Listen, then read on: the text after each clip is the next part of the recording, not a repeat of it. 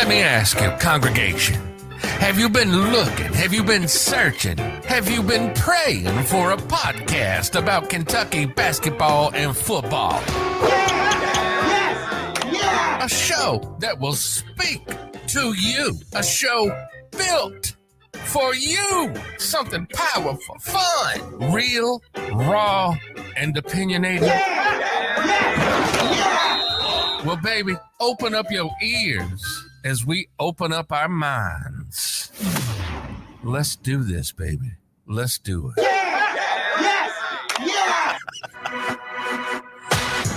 Welcome to Religiously Kentucky. If it's Kentucky football and basketball, we are all about it. And we're talking about it. And we're damn sure opinionated about it. This is Religiously Kentucky. And now your hosts, Jay Hayes, the Wild Child, and J.D. Hall, the voice of reason. Big Blue Nation, what is up? I'm your guy, Jay Hayes, and he is, as always, his voice of reason, J.D. Hall.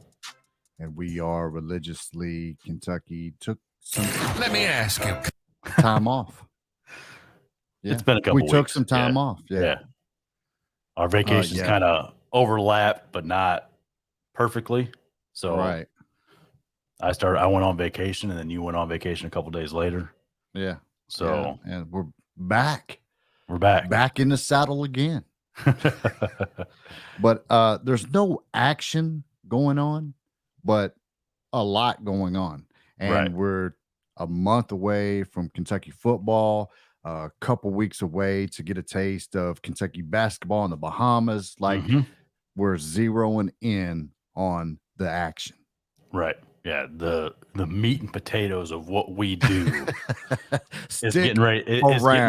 Is getting ready to come up, because as much as we like to talk about recruiting and that stuff on the podcast, we don't follow it as closely as the people that we bring on. I can't keep to do up. recruiting. There's so much going on. Yeah. To be honest with you, I get on Twitter maybe a week. I would say I'm on Twitter an hour for a week. I'm on a lot more than that. But even then, like, there's so much going on and so much info out there for recruiting. It's hard to, if you're not in that stuff and following it closely, right, you're going to be behind anyway. So, when it comes to us, working full-time jobs and trying to keep up with that, like, it's just too much. So we let the guys that do that for a living do that, and we'll talk about their stuff and what they put out. Right. But we bring them on to talk about it because they're the ones that know. And that's where I read my articles, Rivals, The Athletic, those places, and see, because I work so much, and someone say, "Hey, did you hear about such and such?" And I'm like, "No, I haven't." No.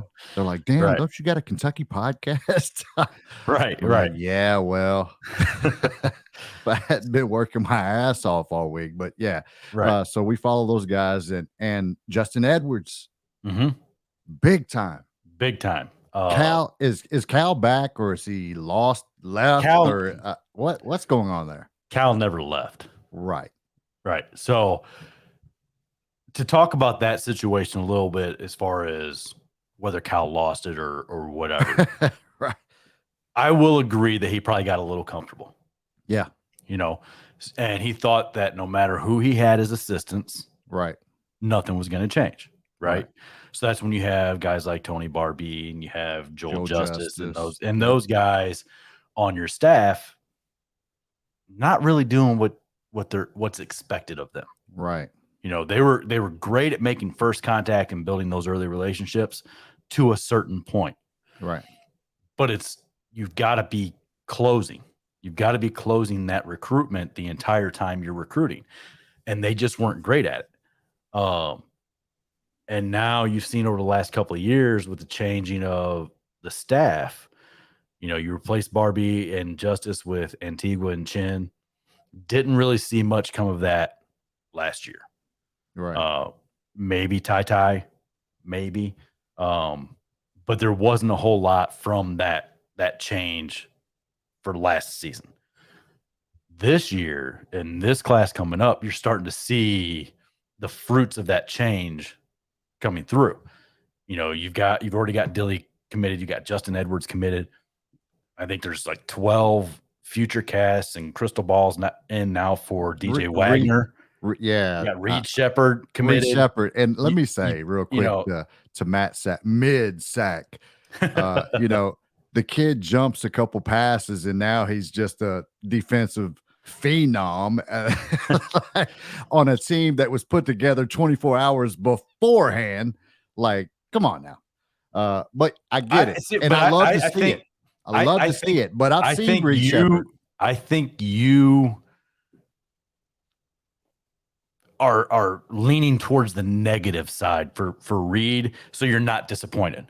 Other people are leaning extremely positive, right? And it probably lies somewhere. It probably lies somewhere in the middle of what he's going to be as far as a player at Kentucky, especially on the defensive side. This the thing though. People want be a realist, Jay. You're too fun. But here's the thing: I'm being a realist when I tell you that his defense is not good. When Reed has played against this better competition, he's looked good. Yeah, he hasn't looked out of place. He hasn't looked like he doesn't belong. Right. So and I've never said that. Right. What I'm saying is he's lacking on the defensive side of the ball.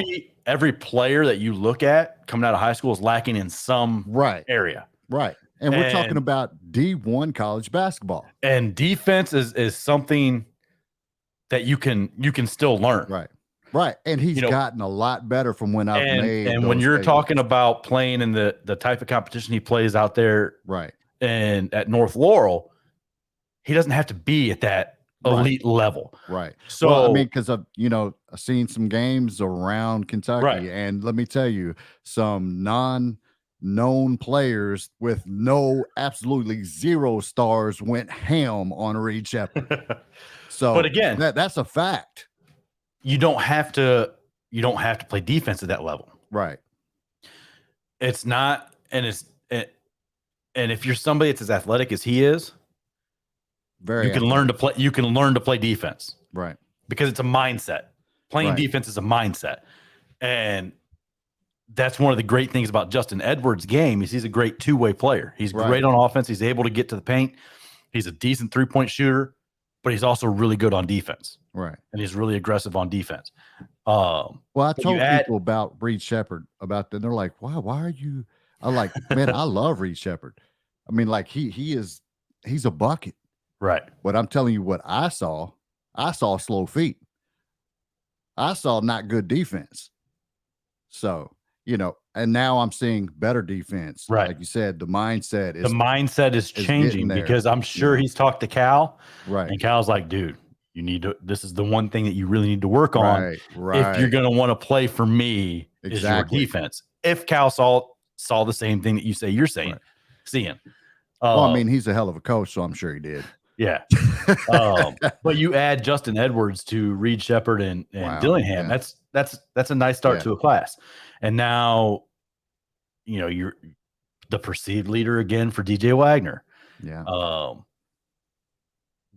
I don't know what's going to happen with Bradshaw. I think it's probably going to come down to Kentucky or G League. Yeah. If you kind of follow that at all, that's probably what it's going to come down to. Because I'm sure he's already made his decision that if he's going to college, he's going to Kentucky. Yeah. Regardless if he's taking a couple of more visits, I think he's going to go to Louisville for a visit. And I think UCLA for a visit, or he might have already gone to Louisville, but I think he's taking 2 more visits and one of them is UCLA. Right. But I think if it comes down to college, he's going to Kentucky. It's just a matter of whether or not they can hold off the G League.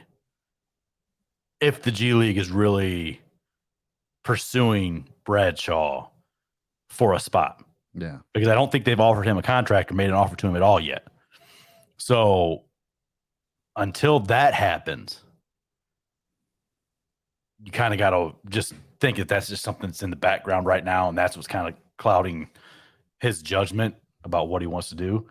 But until they make an offer to him, I don't think it's really something to get really bent out of shape, but it makes sense for him to kind of slow the process down and not commit if they are talking to the G League. Right. So, Right. And what about Kingsley? But see, he's not going to be in next year's class. He's going to be on this year's team. Yeah. 2:00 tomorrow Eastern time. Well, by the time this is out, he might have already committed. Yeah. So you're going to add him to this year's team, and he gets to sit behind Oscar and work with Oscar. Wow. Against Oscar every day in practice. Right. And maybe get a few spot minutes here and there, like in blowout games. Maybe. But he gets to work on his offensive game, which is by far the weakest part of his game. Yeah. Because he plays defense. He plays great defense. So you're talking about a 7-foot rim protector. Right. And it never hurts to have one of those on your team. And it can help Oscar too, because we saw last year that at times he struggled with length and athleticism.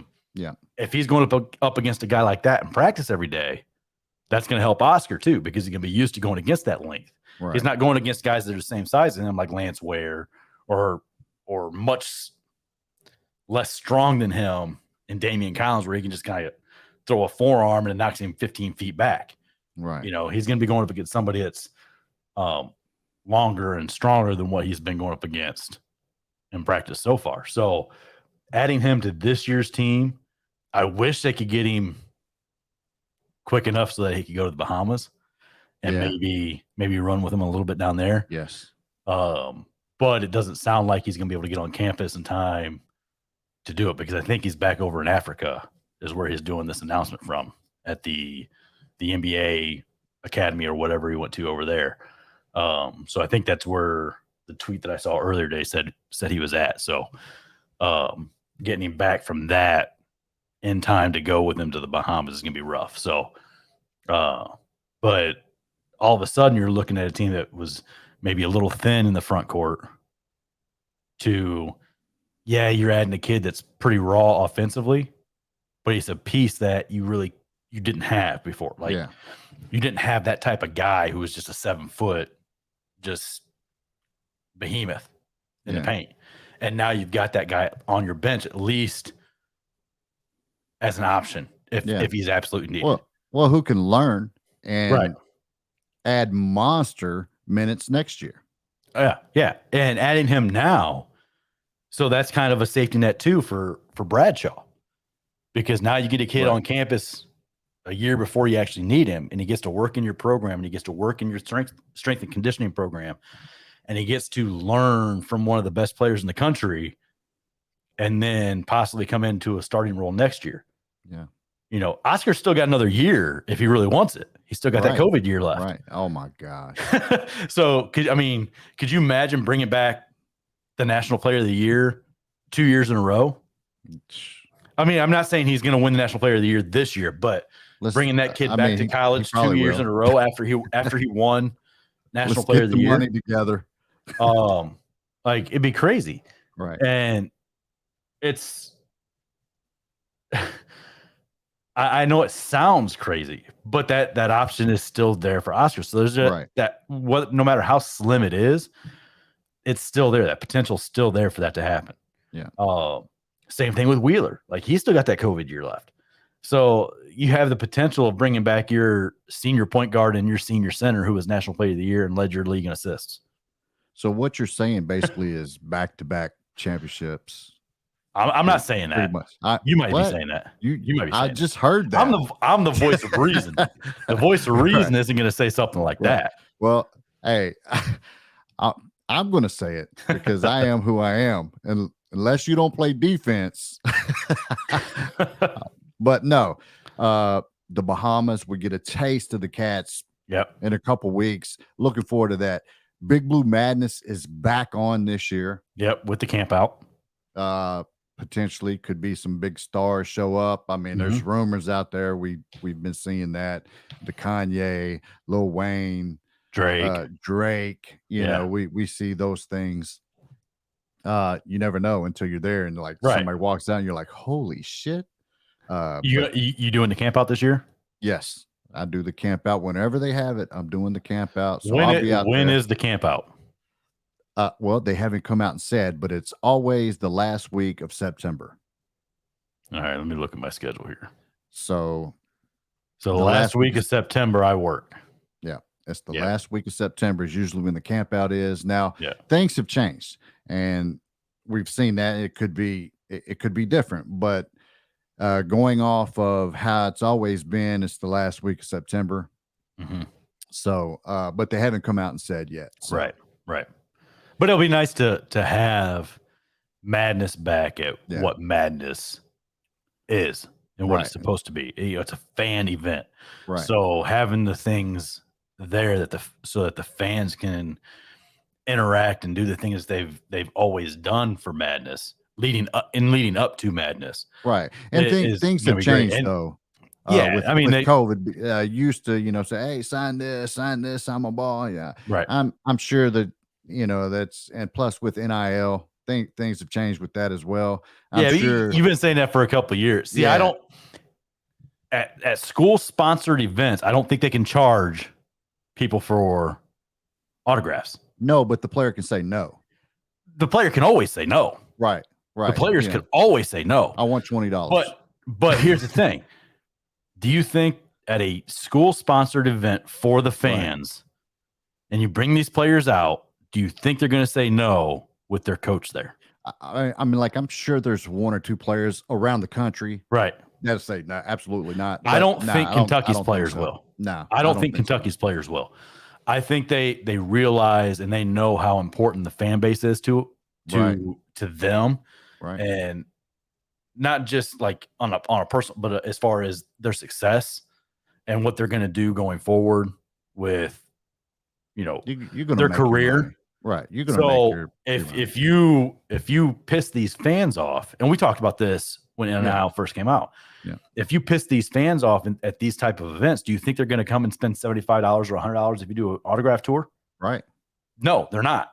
Yeah. Because if you told them and were a prick to them at like Big Blue Madness camp out or fan day for football, which is Saturday. Is coming up. Yeah, which is coming up too. They're not going to support you when you're going out there and you are charging. Right. But if you sign stuff for them when it's free, they're absolutely going to support you when you charge for it. They're going to buy that T-shirt. Yeah, they're going to buy the T-shirt. They're going to pay the money to have you sign a ball or poster or they're whatever. They're going to buy into the brand when you're doing your autograph tour. So it's a give and take on both sides. Right. So I don't think that's going to be much of an issue for our players and our team. Now the COVID could potentially stop that. You don't want a bunch of people running up on players, exchanging stuff. So that could potentially change that. But you brought it up, Fan Day also coming up. Yeah, I think it's September 6th. So it's Saturday. August. Yeah, August 6th. Yeah. August 6th. Saturday. I was like, damn, what? We were just talking about September. You had me messed up. I was like, what month is it? I forgot. I'm already skipping over my anniversary because that's Friday. So nice. But yeah, so that's what we got going on. Super close, man. Mm-hmm. Football. We're about a month away from football. Yeah, like 34 days, 33 days, something like that. I wanted to talk about some football. Well, what do you want to talk about? I want to start with like a prediction just to get into the conversation. And I want to start at 12-0. And then, and with me, but I don't know if I'm going to be with 12-0 because I got questions like new offensive coordinator, right? New offensive line coach, right? Loss of people. No Wan'Dale Robinson. Okay. I'm at 12-0 and I'm starting to, maybe 11-1. Okay. Maybe 10-2. Right. Where are you at? Where are you at with that? Let me ask you this. Mm-hmm. Are there any concerns from you? My concerns for this team would be centered on the offensive line and the defensive backfield. Because you lose 3 starters off the offensive line and you're moving a guard over to center again. Now, Logan Stenberg did pretty well last year at center? I think it was Logan, wasn't it? No, I think it was. No. no. Who was it? Are you sure? You're going to have to edit this out if we're wrong.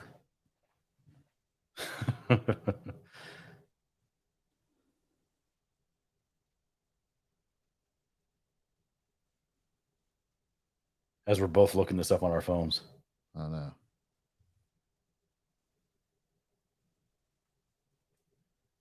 $2021.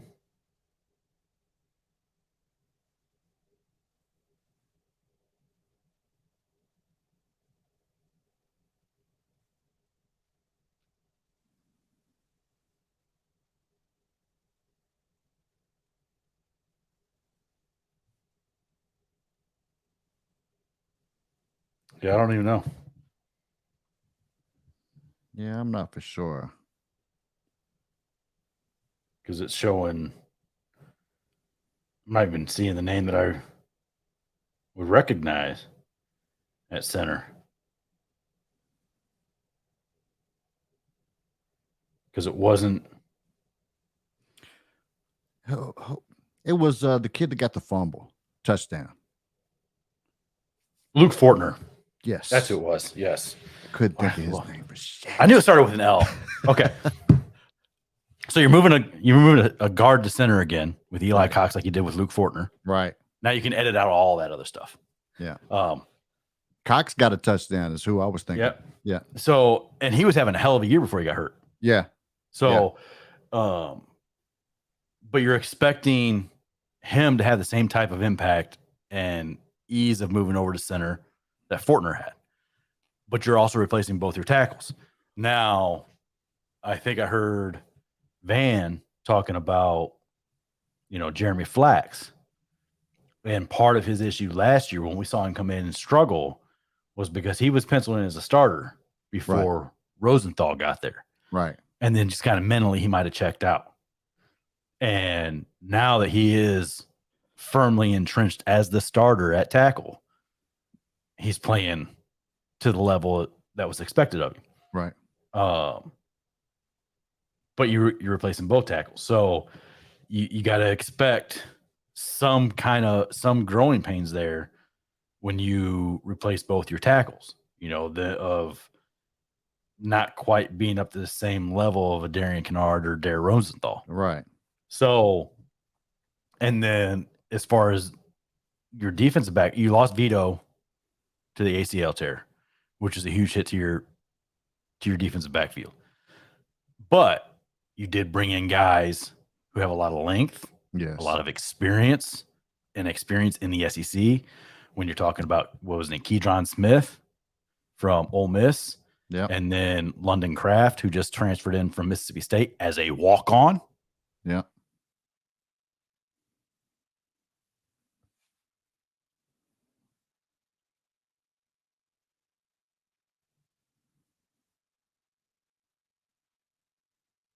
Necessarily know what you're going to get from them, but unproven doesn't mean bad. Right. It just means you haven't seen them on the field yet. It means we can't say bad until a few games in. But you have guys out there that do have some experience. Carrington Valentine. The defensive line is beast mode. So you got him coming back. You got the safety. Jalen Geiger. Him coming back. Yep. So you do have guys with experience back there. And Geiger had a pick 6 last year. Yeah. And so it's a question mark because they haven't played. Right. You have a lot of guys who haven't played yet and haven't played significant minutes yet. But I don't think it's necessarily going to be bad. That's just my question. And a plus is they have a lot of guys. Yeah, they got a ton of guys. Right. And, so that's a plus. Alex Afari, coming in as a freshman, there's been a lot of talk about him being good, being great in practice to start the year. The kid from Alabama, Kobe Albert, same thing with him. Been a lot of chatter that he's played well in practice so far. So you've got guys that they're talking about, which is always a good thing. Yeah. Like if they're not talking about guys back there, then you got to wonder, okay, what's going on? Are they all right? Yeah. Are they going to be able to, perform? But you mentioned the defensive line, the front seven. If your front seven is good, it helps your defensive backfield. Yep. Because if you don't have to cover as long, or you can play more zone behind them, like there's a lot of things that help out your defensive backfield if you have guys up front that are able to rush the passer, cover those crossing routes, those little short routes. I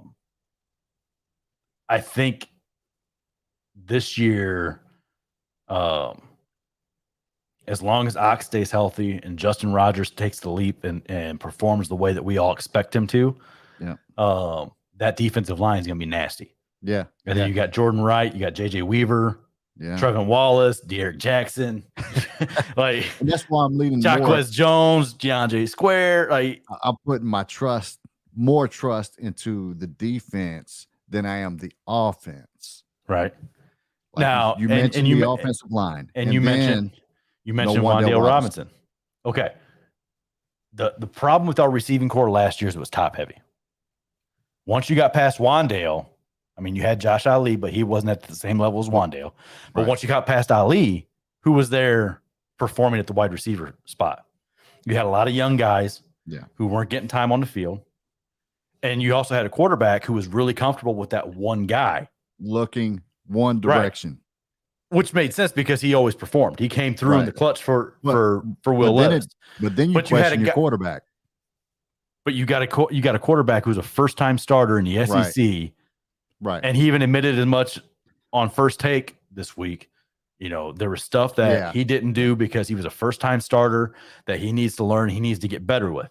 He admitted that. So we know he knows what he needs to work on. And I have full faith that he is working on it. But you bring in a guy like Tavian Robinson from Virginia Tech, who is an explosive returner and player with the ball. Yeah. Similar to Wan'Dale. But then you have the guys behind him who are probably a little bit better this year overall, top to bottom, that room, than they were last year. Right. You got Chris Lewis, who's another year into the program. Yeah. You're bringing in Jordan Anthony, who's probably the fastest player in the country. Yeah. From Mississippi. You've got Dane Key, who everybody's raving about in spring. And I know what you're going to say. Yeah. I mean, that was a concern to me. If you think Dane Key is our Wan'Dale Robinson, but that's not what they're saying. Then I'm going to go down to 6 wins. But that's not what they're saying. They're saying Dane Key and Wan'Dale Robinson are two different types of receivers. If Dane Key's your over the middle big receiver going up to make contested catches, right, with his length and his leaping ability and that stuff. That's what Dane Key is. He's that guy to make those type of catches. Your Wan'Dale Robinson is Tavian Robinson. That's your guy to make those type of plays, the little swing passes, the little screens. That's your Wan'Dale on this team. Yeah. Then you have, I just Chris think Lewis, a lot of people are going to be disappointed in Key. His first you just don't like Kentucky kids. Right. I'm Cal now. Yeah, you are. No, I think that's a lot to put on a freshman. And if he can't handle it, then he won't play. We know Stoops won't play him if he's not going to perform. Right. So them talking him up now really means nothing for the season. But it's great to hear that these freshmen are coming in and they are picking up the offense. They are performing. They are doing things that are impressing the coaches. So can Christian Lewis and DeMarcus Harris or Chauncey Magwood or DeKel Crowdis, you have a lot of guys there to fill that 2, 3, 4 receiver spot. So even if Key isn't the guy that they think he is now. He's not. Even if Key isn't the guy that they think he is right now, you've got Christian Lewis, you've got DeMarcus Harris, you've got other guys that can step into that spot and maybe provide the same. And I want to see Key succeed this year. I want to see it. But even looking at Dane Key, even with you being as down on Dane Key as you are right now, he's at a different level than the receivers that have been coming into this program over the last 4 years. That. Yeah. So, yeah, he may not be elite. Yeah. But he's elite enough from what we've seen. And when you're a 4-star wide receiver, that's pretty damn good. Right. And it's not like Frederick Douglass didn't play some great competition. And I really get people are like, oh, dang, you really hating. I can't wait to see him go up and grab one because he may play up. Like I was at the spring game. He made catches in the spring. Now, granted, it's the spring game. I know that, but he still went and did things that I haven't seen our receivers do. Right, going up with that catch over the middle and high pointing the ball in the middle of the field. Right. There was the ball that was our defense now. there was the catch that went for a touchdown that was tipped, and he kept his concentration on the ball and made the catch for the touchdown. Yep. So he did things that our receivers have not done in the past, even in those spring games. Right. So, but again, you've got a lot of guys in that wide receiver room who have, 2 or 3 years in the program now. And now you don't have that one superstar receiver that you have to rely on. Right. You have a whole room of receivers that you can spread the ball around to. And that's not even talking about the tight ends where you get Keaton Upshaw back this year. You got Isaiah Cummings at tight end for another season, comfortable at that position. You got the kid that transferred in from Tennessee who's going to play the, H-back tight end type position, that running back. Yep. He's 6'4", 250 pounds or something like that. He ain't playing running back at Kentucky. They're not bringing him in to play running back. They're bringing him in to play that H-back, fullback, tight end spot. Right. That we saw CJ Conrad play where he lines up in the backfield. Yeah. That's what this kid's going to do at Kentucky. Somebody's getting ran over. There's a lot of things to be excited about when you look at Kentucky's football team. Right. There are questions, obviously. A lot of questions. We talked about it. I wouldn't say a lot. There's a few questions. There's a couple questions. I won't say there's a lot of questions. I got to thinking about it one night and I got a new offensive. You got scared. Yeah. You got scared. I was like, damn, 12-0. I really want to stay with it because I'm that fan. Because I believe in this team. I'm hyped up about the defense. But new offensive coordinator. But the system that they're running is basically the same system Liam Cohen ran. But there was just SEC media days. Right. And I mean, these guys are liking this guy. Right. So the learning curve of bringing in a new offensive coordinator, you're not learning an entirely new offense. Right. You may have to learn some new terminology, but that's probably about it. And then there's going to be a little bit more of a focus on the tight ends than there was with Liam Cohen. Yep. Now you bring Which I like. Right. Because we have tight ends that can create huge mismatches no matter who they're up against. Right. Whether it's a linebacker, they're going to be too fast and too athletic for the linebackers to cover them most of the time. Yep. Or they're going to be too big for a safety to cover them. Yep. So they're going to create mismatches on the field if they're able to use them and utilize them. And then you bring in Yenser as offensive line coach. Well, they already work together. The offensive coordinator and the offensive line coach already work together. Yeah. So you don't have a situation like last year where you brought in the dude, what was his name? Wolford, whatever his name was, that went to Alabama. Yeah. Asshole. And Liam Cohen, who they'd never worked together. Right. So now they're both learning each other. Your offensive line coach is learning your offensive coordinator and what he likes to run and how the line needs to block. Well, now you got an offensive line coach and an offensive coordinator who have already worked together, who already know each other, who already know what each other are comfortable with. Right. And you've got an offensive line now that's another year into this zone blocking scheme. So you bring those up as questions. I see, I understand where you're coming from, but I see a couple of guys who A, are well liked by the team, and B, already have a chemistry and already have a relationship. So them learning to work together isn't going to be hard for them at all. It's already there. 11-1, 12-0. I'm back, baby. So, let me ask you this: Chris Rodriguez, C-Rod, right? Has he missed the Florida game? I would lean to say yes. You really like that running back room, don't you? I do. I mean, me too. Me too. What's not to like about it? Like even if you do lose C-Rod, it's so deep with McClain and Donut and Smoke and Lavelle Wright and this kid that just came from Texas State or Texas Western, wherever it was. Right. The FCS kid, you know, it's so deep that what's not to like about it? You can lose one of those guys and it's not going to affect you. Now, we all know what C-Rod can do, but C-Rod is also a limited running back. Yeah. You know, he's not going to run the outside zone. He's not going to run sweeps around the end. Like that's not what C-Rod's going to do. He's going to pound it up the middle. Yeah. And he's going to hit you and hit you and hit you. And then he's going to break one for 30 or 40 yards. Right. You know, and then he's going to hit you and hit you and hit you and break one for 25 yards. And hopefully he's not he doesn't that drop home the ball. Right. He's not that home run threat from the running back spot. Right. Like we saw that a couple of times last year where he got through the line basically untouched, but got ran down. Yeah. Because he doesn't have that top end speed. There may be a couple of guys in that room that if they do get through the line, they're gone. They're gone. Yep. You know, so but they're limited too because of their size. They're not going to pound the ball inside. Right. So having all these guys works together because they all complement what the other backs do well and what they do well. They all complement each other. So, and then I think Lavelle Wright's pretty similar to C-Rod, but with probably a little bit more juice. Right. He's a little bit faster than what C-Rod is. Let me ask you this. Mm-hmm. Will Levis, is he Tim Couch 2.0?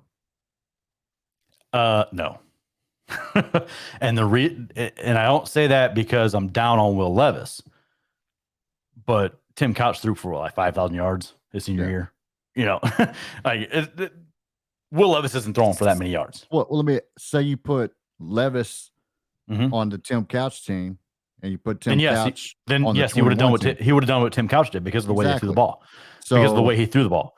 But I wouldn't call him Tim Couch 2.0 on this team in this offense, right?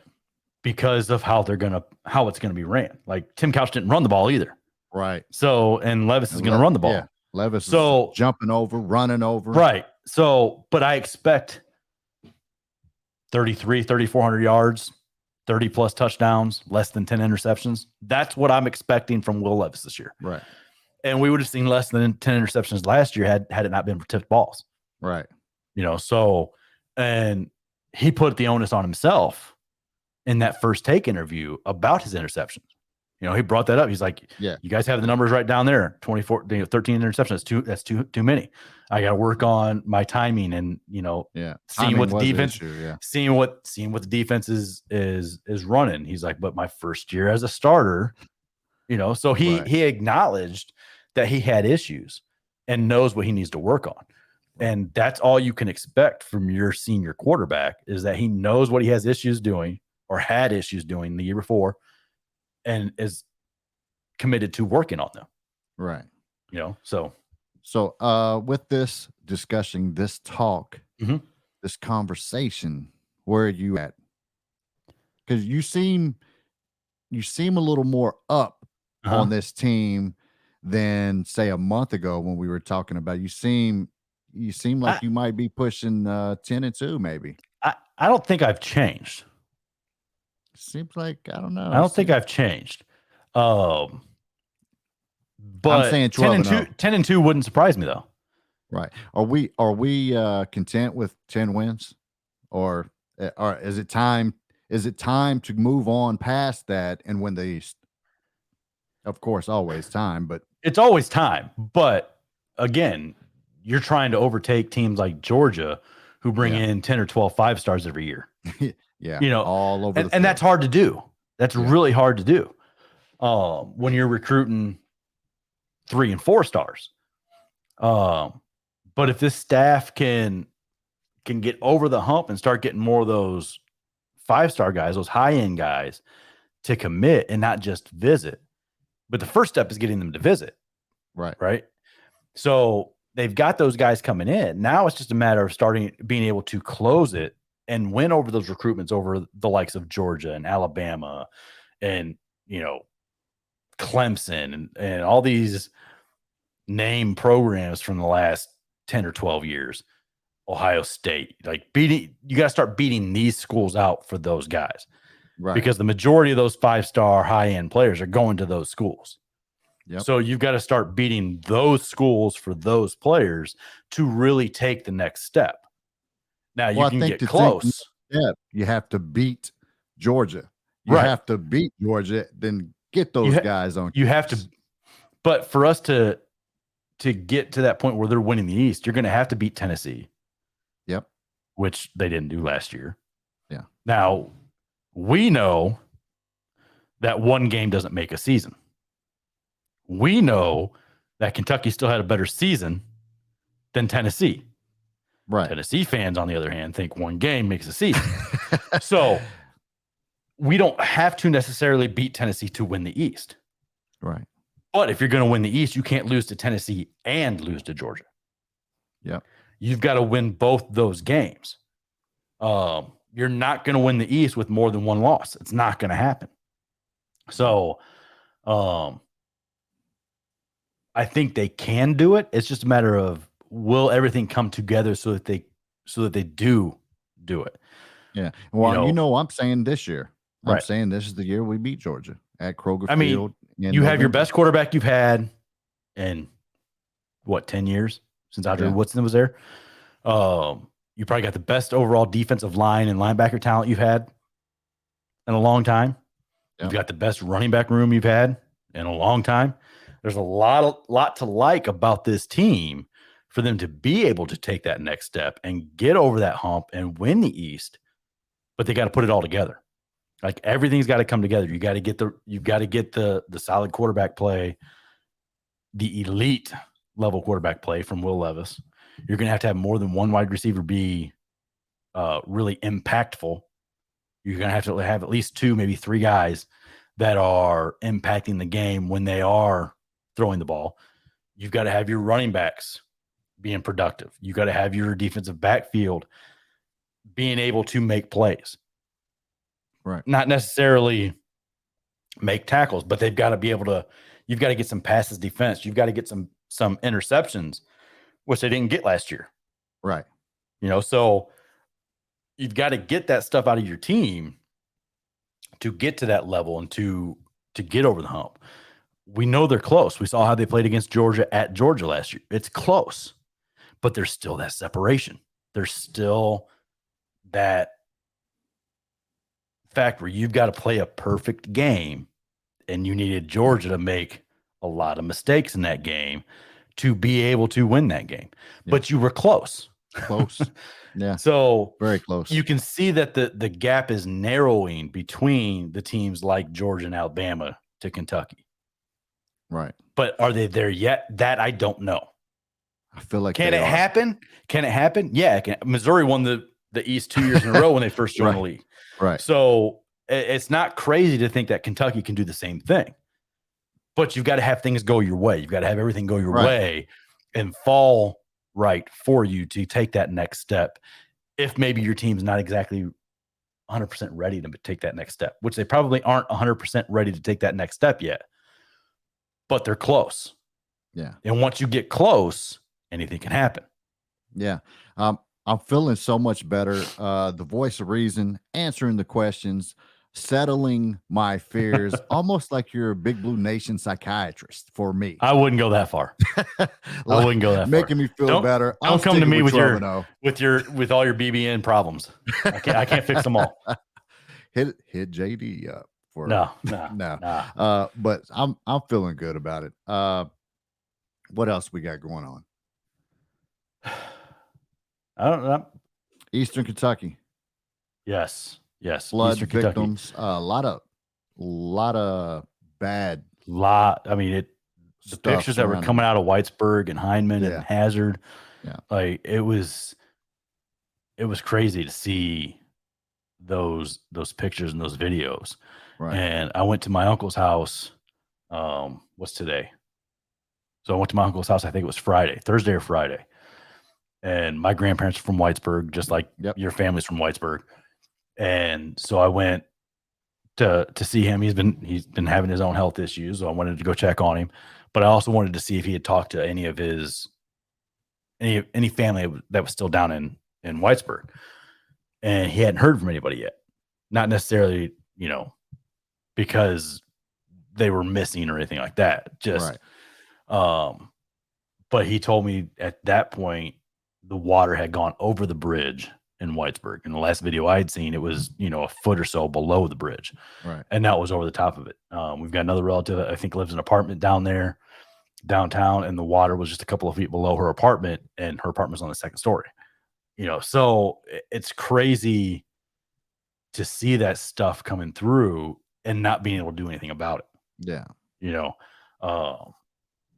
So anyone that's listening, if you could do anything, give anything you could do, donation, water, clothing, food, money, whatever do. it is that you have that you can give and donate, right? They will take it. If you help can help them by going down there and helping clean up and helping, people salvage what they can salvage, they'll appreciate that. If you can't give money, or you don't have the funds to buy food or clothing or stuff to help them that way, just going down there to help them go through the devastation and the cleanup and salvaging what they can salvage, they'll appreciate that. A lot of help. Yeah. So, and you touched on the basketball team, Tuesday open practice from 5 to 8 at Rupp Arena.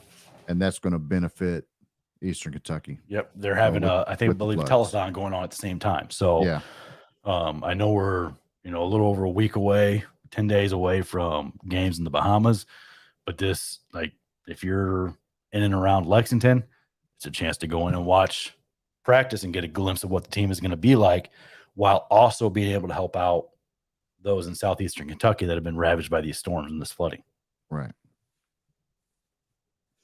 Do your part. Well, you know what time it is. We have this time of the show. You are so dumb. You are really dumb. For real. And now it's time for the dumbest shit from Twitter this week. It's dumb, dumbass. What you got, JD? It's been a couple of weeks since we've done one of these. But we're going to start with Cats, Preds, Titans. And this is, I think, Matt Sack had tweeted out, kind of sarcastically about the Bo Allen transfer. We didn't even talk about that, about how is Stoops going to start getting the same treatment as Cal because a Kentucky kid transferred because he wasn't going to play. Well, Cats, Preds, Titans said, is this a shot at people who criticize Cal? Because that doesn't make sense. Stoops actually gives people a chance. Cal eventually gets forced to slam someone in. They outplay the 5-star and limited PT. Then they go to the bench for the first mistake. Fanboy go cheer, though. Are you talking about Dante Allen outplaying people? Because he had a couple of good games, and that was it.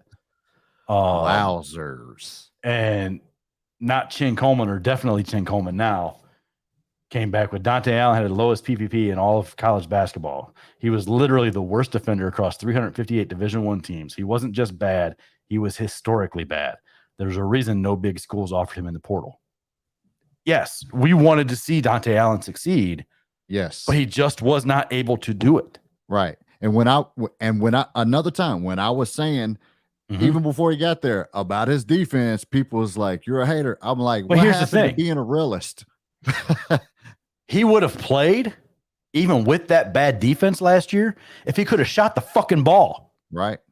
But you're a shooter and you shoot 18% from three. Yeah. He went down in shooting. And I saw another stat where when he was on the floor, he was like the second most used player while he's on the floor. Yeah. And that's still the kind of stat you're putting up. Like, come on, man. What do you expect a coach to do when a kid who is brought in to do a certain thing isn't doing that certain thing? He's not going to play. Right. And that hurt our team last year because you had Grady who had to play on 2 busted feet. And then you had Ty get hurt and playing at 75% for half the year. Right. For the last 10 games, so because Dante wasn't able to do the shit that he needed to do and was brought in to do, it's Cal's fault? Because he wasn't missing contested threes. He was missing wide open threes, like threes that I go down to the gym at the YMCA and take myself. And ain't nobody else around in the gym. Like, those are the kind of shots he's missing. Yeah. And I could have shot 18% from three, and I'm 43 fucking years old and can't jump anymore. Like, come on, man. Yeah. Yeah. He's hoping for the Western Kentucky matchup, I guess. Right. Yeah. What we got next? The dude. Scene 2. So scene 1 was something about players going to the make millions. Dude. Yeah. So scene 2 was makes millions at UK, leaves after 1 year, makes millions more in the NBA, never comes back to the state of Kentucky ever again unless they're once again being paid. The end. Hater. The fuck are you talking about? Hater. Every year, players are coming back to Kentucky. Oh my God. Every year they come back to not just see coach, but they come back and they work out in Lexington. Right. You know, you see him at games. John Wall was at a game, I think, last year. Yeah. You know, you see him wearing Kentucky jackets. Bam took over freaking Cal's office this summer. Yeah. When Cal was off recruiting, Bam came back and took over Cal's office. You know, Tyler Ulis, when he got in his accident, was in Lexington.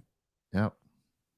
So tell me where you see these guys aren't coming back unless they're being paid. Right. Like, they're always back in Lexington. They're always back supporting the team. They're always back supporting the school.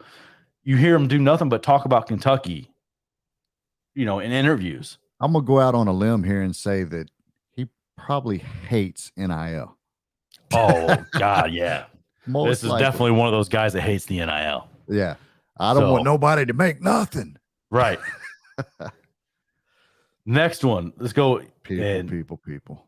Louisville update, the Ville update.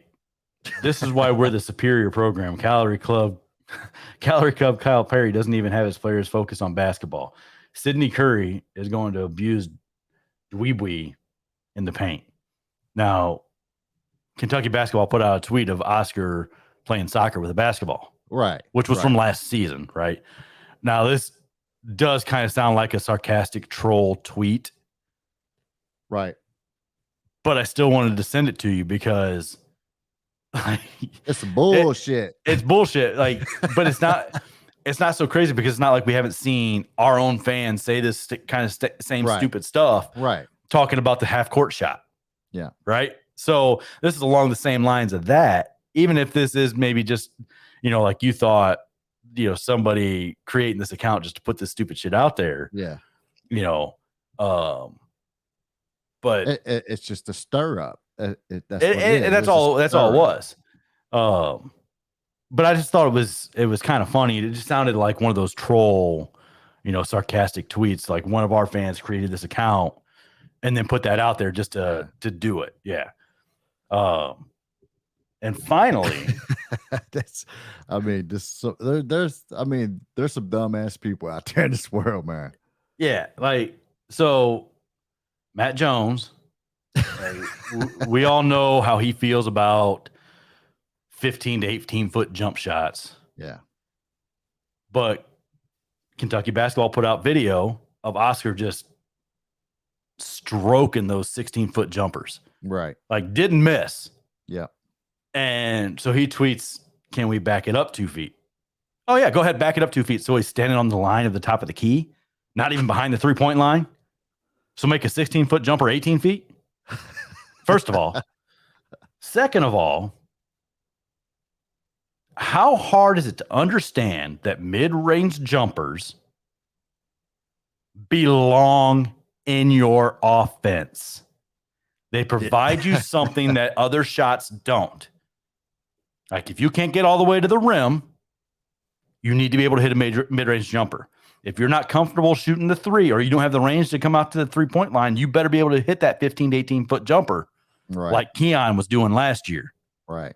Like Oscar's doing in this video. But the craziest thing was... They hate it.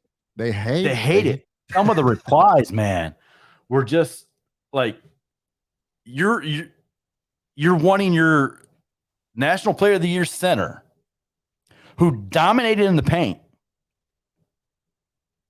to back up and start shooting nothing but fucking threes? Like, How dumb is that take? Right. And you're Matt Jones, right? One of the biggest voices in Kentucky sports. Right. When you put this stuff out there, that pushes a narrative. Yeah. That's what that the idiots that don't understand basketball cling on to. Yeah. And there's because a lot of idiots that listen to him. Well, let me ask you one question. In a 2-3 zone, what's the open spot of the floor? Where's the open spot on the floor in the 2-3 zone? The free throw line. I mean, if you pass in the middle. The free throw line. So what was Oscar working on? Basically a free throw line jumper. Right? So now you have your center. If he can prove to the other team that he can hit that shot consistently, right? What does that do? Even if they're not playing zone, they're playing man and he's hitting that shot. What's that do? It pulls their center away from the basket and opens up driving lanes for your guards. Right. And if their center comes up and say Oscar's not ready to shoot that ball, but now you've got a guy that can cut behind that center that leaves the center of the paint, and Oscar can drop that pass to him. Right? 101. One shot in your offense gives you multiple different things that you can do on offense. Right. Just being able to hit that free throw line jumper or elbow jumper. 101. Right. Oh it's stuff you learn when you start playing basketball. Right. Yeah, that's 101. Right.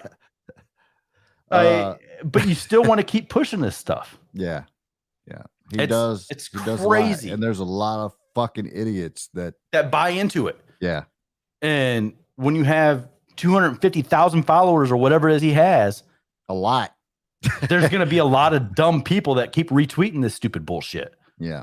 I understand analytics. I do. I'm not an idiot. I'm not dumb. I understand analytics. But I also understand that if you have an offense you're only going to take 2 types of shots. If I'm any kind of a coach, I'm going to be able to shut that offense down. Right. I'm going to be able to defend that offense. And if I'm not taking away both, I'm taking away one. And guess what? You ain't beating me. Right.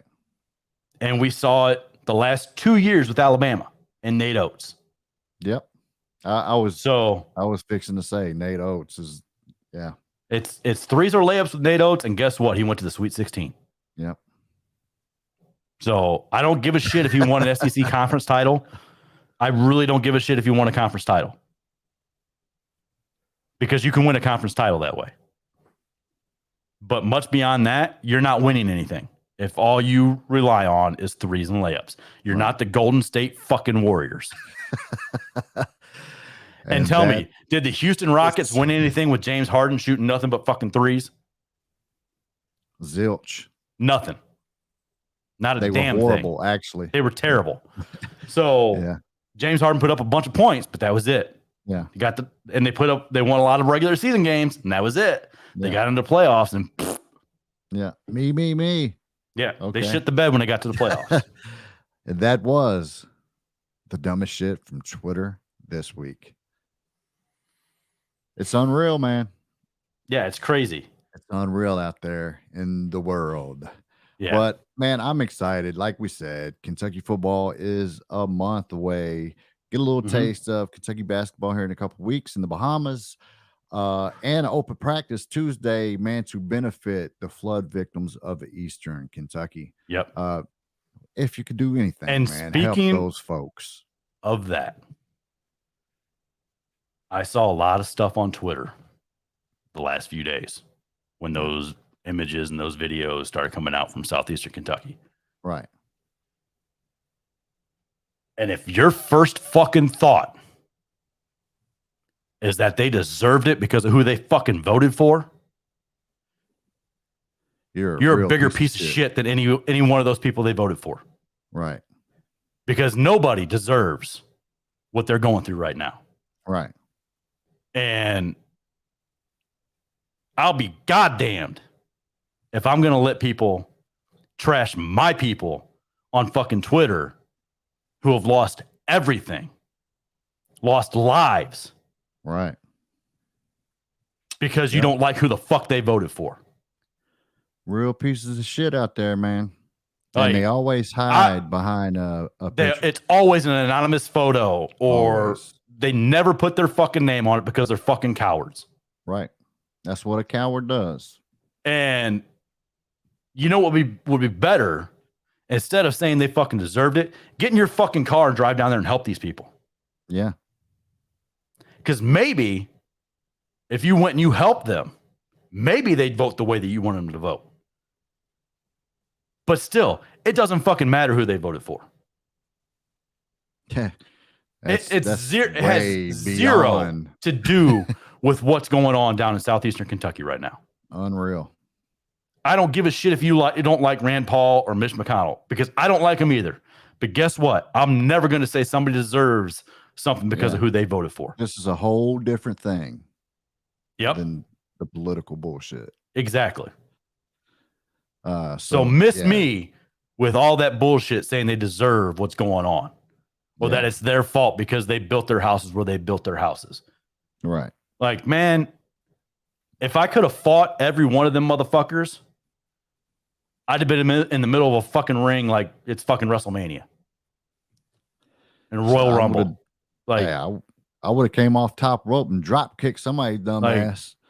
It was ridiculous. And I know for the most part, they're probably doing it because it's going to get a reaction. It's going to get them attention. Right. But I ain't going to let that shit slide. Yeah. You can't let that stuff go. Yeah, that's crazy. Because there's too much hate in this world. Yeah. And if you don't call these people out for being the assholes and the pieces of shit that they are, they're going to continue to keep doing it. Right. So with that being said, keep them dumbasses in prayer. Pray for them. Yes. Maybe they have a change of heart, stupidity, whatever they're going through. Who knows? But that's some crazy shit. Keep them in prayer. That's what I say. But that is where we are for this episode. We're back. We're back. And the action is about to start soon. Yes. Thank God. We'll actually have more things to actually talk about. So I can come with my still went for predictions. Yeah, so I can do all the craziness that because I feel like I'm just not being crazy enough, man. Other than 12-0. You're saying 12-0. But that's not crazy. That's Kentucky football. We're getting there. We're getting there. I'm not ready. I'm not ready to say that yet. But we're getting there. We'll see. We'll see. Yeah. How about that? Yeah. Thanks for tuning in. You can follow JD at Tiffin Wildcat on Twitter, and you can follow myself at J Hayes KY. Follow our TikTok. Jay's TikTok. Yeah. Because he runs it for us. Yeah. Religiously Kentucky pod. Yeah. Check it out. That's where we'll post videos and stuff like that. Other than that, Fan follow Day. the YouTube page. Huh? YouTube. You going to Fan Day? I'm probably not. It's my anniversary weekend, so I'll be doing stuff with the wife. Happy anniversary. Thank Send you. happy anniversaries to Tiffin Wildcat. Yep. I'll be at Fan Day. Stop by. 22 years on Friday. So nice. Yep. I'll be at Big Blue Madness camp out. Also, say what's up. I'll be out there talking my shit like I do. But that's where we are, man. Thanks for tuning in. I'm your guy, Jay Hayes, and he is JD Hall. And we are Religiously Kentucky. Sadly, we're at the end. You've been listening to Religiously Kentucky. They say all good things must come to an end, and this was a damn good thing. But the good news for you is we'll be back soon. Thank you for listening to Religiously Kentucky. As you can see, we are not passing around the offering plates. Instead, we just ask you that you tell a friend about the show and tell them that the podcast is available on Apple Podcast, iHeartRadio, Spotify, or wherever you get your podcasts. And you can find us on all social media platforms. Until next time, Big Blue Nation, this is Religiously Kentucky, signing off.